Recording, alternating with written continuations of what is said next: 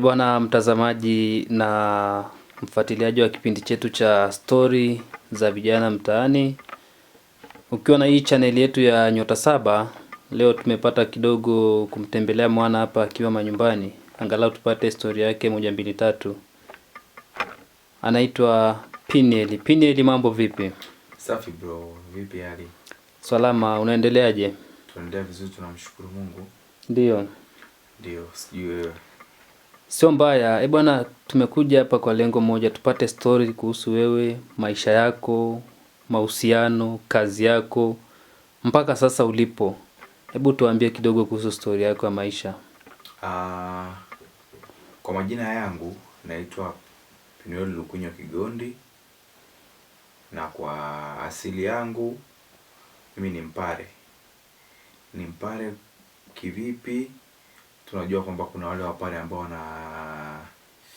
nakuta mama ni Mpare au baba ni Mpare, lakini mimi ni Mpare OG, kwa sababu tuna Wapare wa aina mbili. Tuna Wapare wa Same na Wapare wa Mwanga.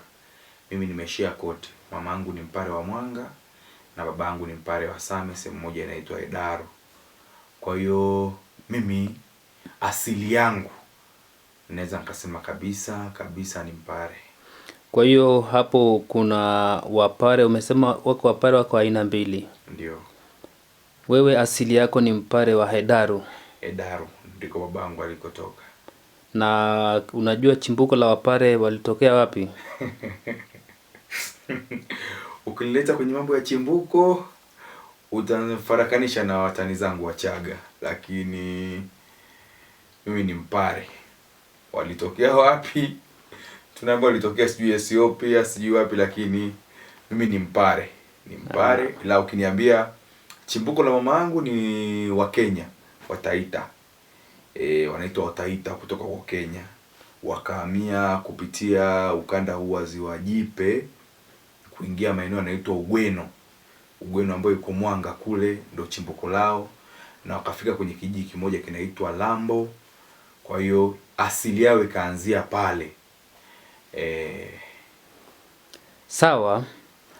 Umetuambia wewe ni Mpare. Je, shule na malezi ulivipata ukiwa wapi? Ukiwa Upareni ama ukiwa uko Arusha? Mimi kwanza nimezaliwa katika kata ya Edaro, wilaya ya Same, mkoa wa Kilimanjaro.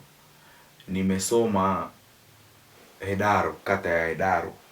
Nimesoma shule moja ya msingi inaitwa Mbuyuni. Nimesoma kuanzia darasa la kwanza mpaka darasa la 7. Nimesoma darasa la kwanza mpaka darasa la 6 nikiwa na wazazi wangu wote wawili, yani nikiwa na baba na mama. Baadaye iliyofika darasa la 6, nikiwa darasa la 6, Mungu alimpenda baba yangu. Ilikuwa mwaka 2012. Kwa hiyo kabla ya hapo baba na mama walikuwa hawaishi pamoja. Nikiwa darasa la 6, mama alirudi kwao, ila kwa sababu mimi nilikuwa nasoma na niko tayari nimeshasajiliwa la 4 kuendelea mtihani darasa la 7, nikabidi nirudi kwa baba kwa ajili ya kumaliza masomo yangu ya shule ya msingi. Na ule mwaka ambao nilikuwa naishi na baba bila mama, Mungu alimpenda babangu. Ilikuwa mwaka 2012 na ilikuwa tarehe 25 mwezi wa 12. Oh, pole sana kwa hiyo. Kwa hiyo ulimpoteza babako ukiwa uko darasa la ngapi? Nikiwa darasa la 6 mwaka 2012. Pole sana kwa hilo Piniel. Asante. Na baada ya hapo mimi babangu alikuwa Muislamu. Kwa hiyo alioa wake wengi, lakini kwa sababu ya upendo wa wanawake hawa zamani tofauti na wa sasa, nilibahatika kwenda kulelewa na mama yangu mkubwa, mke mkubwa kwa mama yangu, na nikamaliza darasa la 7 nikiwa kwake. Kwa hiyo nimesoma kuanzia darasa la kwanza mpaka la 7 yangu ya kwanza nikiwa Edaro, wilaya ya Same, mkoa wa Kilimanjaro, shule inaitwa Mbuyuni. Kwa hiyo baada ya kuhitimu shule ya msingi nini kilifuata kwako? Baada ya kuhitimu shule ya msingi 2013, matokeo yangu hayakuwa mazuri. Nilifeli elimu yangu ya msingi. Baadaye kwa vile mama alikuwa hatuishi naye pale, nilihamia kwa bibi yangu mzaa mama Mwanga, huku ninapokuambia hapa naitwa Lambo. Kwa nilihamia kule, na kule ndipo sasa safari zangu za maisha rasmi zilianzia, kwa sababu ndipo nilipobatizwa, ndipo niliposoma kipaimara, na ndipo niliporudia darasa la 7 huo mwaka, na nikarudia shule ya msingi inaitwa Mamba. Kwa wakazi wa Ugweno, kabla ukishafika Kikweni, Usangi na Ugweno, hapo ujue kama unaenda Ugweno kuna shule inaitwa Mamba. Nirudia elimu yangu ya msingi pale. Wakati narudia elimu yangu ya msingi nilikuwa ni mwaka 2014, na nikawa Januari, yani 2013 kuingia 14 nikawa nimebatizwa rasmi kuwa Mluteri. Maana baba yangu alikuwa Muislamu, mama alikuwa Mluteri MKKT. Kwa hiyo ulibadilisha dini kiujumla? Ya, kwa sababu awamu ya kwanza nilikuwa sieleweki kwamba ni Muislamu au Mkristo.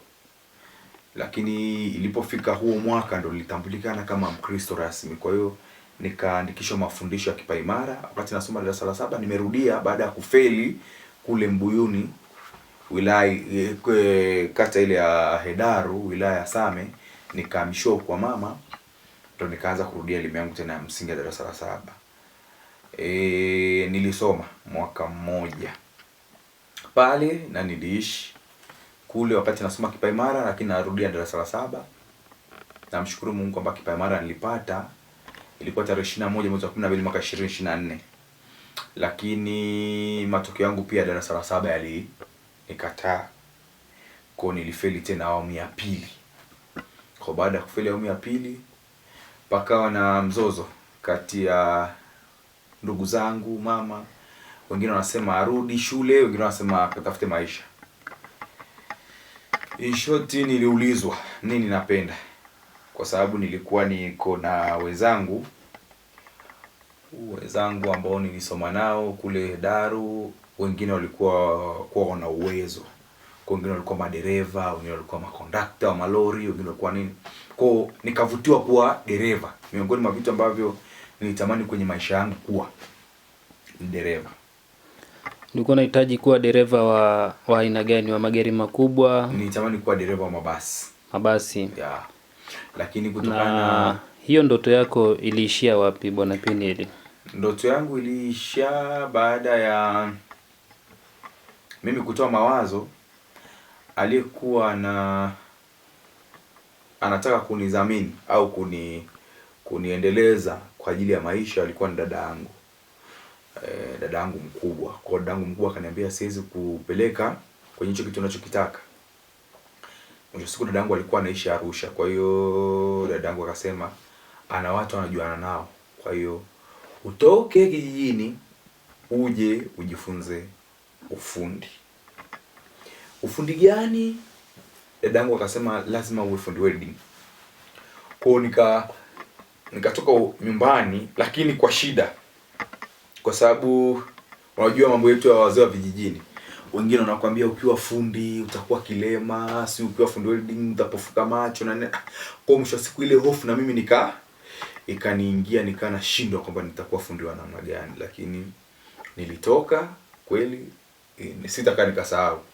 Mimi mara yangu ya kwanza kuja Arusha kutafuta maisha ilikuwa 2015, na ilikuwa tarehe 5 ndo nilikuja Arusha kwa ajili ya kutafuta maisha. Na tarehe 14, kwa baada ya kuja Arusha nilikaa kama siku 7 wiki. Kutoka tarehe 5 mpaka tarehe 14 ni siku 9. Nikaanza kujifunza, nikapelekwa sasa kuanza kujifunza ufundi. Ndio safari yangu ya maisha ilianzia hapo. Je, ufundi ilitokea umependa ama ni kulazimishwa kutokana na maisha ambayo ulipitia? Ufundi nimejifunza, sijawahi kupenda. Na hata kesho nikiamshwa sijawahi kupenda kuwa fundi. Ni kwa nini? Kwa sababu ya tuambie kidogo kwa nini haupendi kuwa fundi? Kwa sababu ya mambo ya ufundi. Mambo ya ufundi kwa watu ambao wamepitia, mimi nimejifunza ufundi, kuna changamoto nyingi. Lakini watu wengi ambao hawajafika. Mimi in short ni fundi, lakini nimekuwa fundi kwa sababu ya kulazimishwa. na ninafanya kazi hiyo kwa sababu sasa nitafanyaje na ndo maisha, lakini sijaipenda hiyo kazi. Lakini ufundi una mateso. Kwanza, watu wengi wanafikiri ufundi ni mwepesi, au ukakuta mtu ni fundi, ana jina, ana maisha mazuri, ukasema kesho nikiwa fundi kama yule naweza nikafikia hii stage aliyopo. Ni washauri wenzangu vijana wapambanaji, ufundi unataka moyo. Mi brother, toka nimekuwa fundi nimeshawafundisha watu wawili, na nimetangaza sitafundisha tena mtu yote ufundi, kwa sababu ufundi watu wanavyochukulia na jinsi ulivyo ni tofauti. Kwa nini hutaki kuwafundisha? Je, hakuna fadhila ambao anakurudishia, ama ni umeamua kwamba hauhitaji vijana kuwa karibu yako, hutaki kugawa fani kwa wenzako? Natamani kuwagawa vijana wenzangu fani, kwa sababu wakifika level hata niliofika mimi, kwa sababu ufundi una madaraja. Wakifika daraja nililopo hata mimi, naweza nikamwambia mjini wanaweza wakaishi, lakini mpaka ufike ile daraja utastruggle sana bro.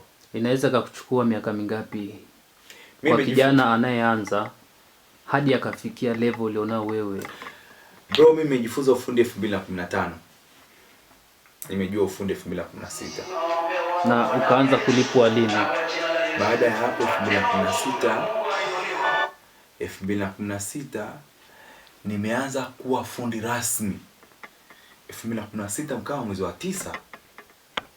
Baada ya hapo nimeanza kupanga ghetto 2017 tarehe 5, siku nilokuja mjini, sitaka nikasahau. Kwa bro, maisha ya ufundi ni maisha magumu. Mimi kutamani kukimbia ufundi. Kutamani. Tueleze changamoto kubwa ya kijana ambaye anatamani kwenda kujifunza kazi ya ufundi, ambayo akisikia pia atakuwa naye ajipange kwenda kukabiliana nayo. Kwanza asahau kuhusu mambo yanayoitwa hela.